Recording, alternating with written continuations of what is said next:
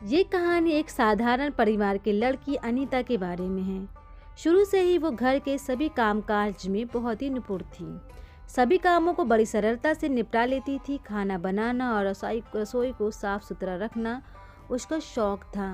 अपने 6 भाई बहनों में वो सबसे छोटी थी। अपने माता पिता की लाडली थी। बेटी के हाथ का बना खाना खा के पिता बस यही बोलते थे कि जिस भी घर जाएगी सास के सर पे बैठ के नाचेगी। पर किस्मत को तो कुछ और ही मंजूर था।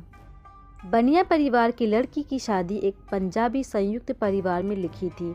जेठ जिठानी ननंद देवर से भरे इस परिवार में बस सासू माँ की ही चलती थी। हमेशा से अपना हुक्म चलाने वाली सासू माँ को अब दूसरों में कमियां निकालने की तो जैसे आदत सी पड़ गई थी। उसका नतीजा ये हुआ कि अनीता को ससुराल में कुछ खास तवज्जो नहीं मिल सकी। अनीता के पति वैसे तो ठीक ठाक ही थे, पर माँ के कहने में बहुत थे। कभी कभी दफ्तर के काम से हफ्ता भर के लिए दूसरे शहर में भी उसको जाना पड़ता था। उस वक्त अनीता परिवार में रहते हुए भी खुद को काफ़ी अकेला महसूस करती थी। शादी के 2 साल बाद भी अनीता ने बेटी को जन्म दिया। संयुक्त परिवार में जिम्मेदारियां निभाते हुए भी अनीता और उसके पति ने बेटी को बड़े ही लाड प्यार से पाला। फैशन, फिल्म जैसी रोज़ाना की चीज़ों का उसे कोई भी शौक नहीं था। नाजों से पाली बिटिया की शादी के सपने अनीता और उसके पति देखने लगे। बेटी का तो पढ़ने में ज़्यादा रुझान ही नहीं था, इसलिए माता पिता ने लड़के देखने शुरू किए। सोची रही थी एक अच्छा सा साधारण सा परिवार देख के उसके हाथ पीले कर दिए जाएं, पर विधाता के लिखे को कौन समझ पाया है। 1-2 रिश्ते देखे ही थे। रिश्तेदारी में से ही एक रिश्ता आया। लड़का मेहनती और शरीफ बताया। लड़का अपनी माँ के साथ ही रहता था। बेटी की तरह उसका लड़का भी कुछ ज़्यादा पढ़ा लिखा नहीं था, पर कारोबार में काफ़ी कुशल था। यही सब देख अनीता और उसके पति को लगा कि यही वो घर है जहाँ उसकी बेटी खुश रह पाएगी। रिश्ता रिश्तेदारी में होने की वजह से कुछ खास जांच पड़ताल नहीं की गई।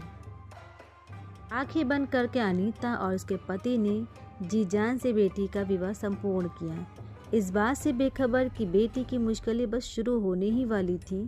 लड़की का परिवार पंजाबी था। उसकी माँ का ज़्यादातर वक्त उसके मायके में ही बीता था, इसलिए लड़के को घर परिवार कैसे चलाना है इसकी कुछ भी समझ नहीं थी। लड़का वैसे तो बहुत ही मेहनती था, लेकिन बहुत ही ठसकबाज भी था। जल्दी से अमीर बनना चाहता था। ऐसे में उसकी किसी से नहीं बनती थी। धीरे धीरे कारोबार में भी असर दिखना शुरू हो गया। मकान दुकान सब बिक गए, पर उसका स्वभाव बिल्कुल भी नहीं बदला। इसका निष्कर्ष ये हुआ कि उसकी नीयत खराब होने लगी। ससुराल के पैसों पर उसका मन अटकने लगा। धीरे धीरे उसने अनीता की बेटी को बेहला फुसलाकर तंग करना शुरू कर दिया। लड़के की माँ हमेशा बीमारी का बहाना करके घर का सारा काम अपनी बहू से ही करवाती थी। घर और बाहर का काम करके अनीता गोलू का बैल बन गई थी। उसका चेहरा काला पड़ गया और शरीर बहुत ही कमज़ोर। हमेशा खिलखिलाने वाली लड़की आज जिम्मेदारियों के बीच जैसे घिर सी गई।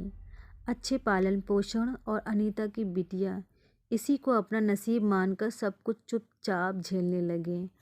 अनीता और उसके पति ने उसे बुलाने की बहुत सी कोशिशें की, पर वो नहीं मानी।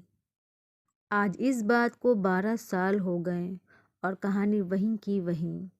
अनीता इस सब के लिए खुद को जिम्मेदार मानती है।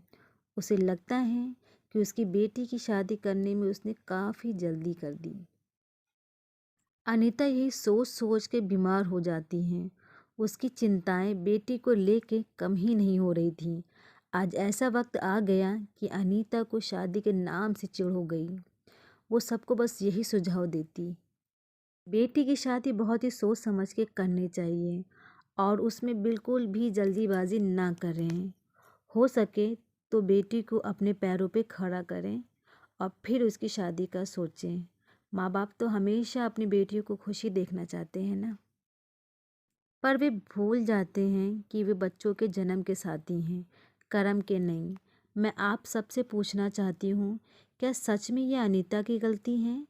उसने तो माँ होने के सब फर्ज निभाए, पर बेटी की किस्मत में सुख ही नहीं था। तो इसमें अनीता का क्या दोष? क्या जीवन भर इसके लिए खुद को सज़ा देनी सही है? अनीता जैसी न जाने कितनी महिलाएं होंगी जो इस दुख से गुजर रही होंगी। क्या आप अनीता की जगह होते तो क्या करते? इसके बारे में अपनी राय कमेंट में ज़रूर दीजिए।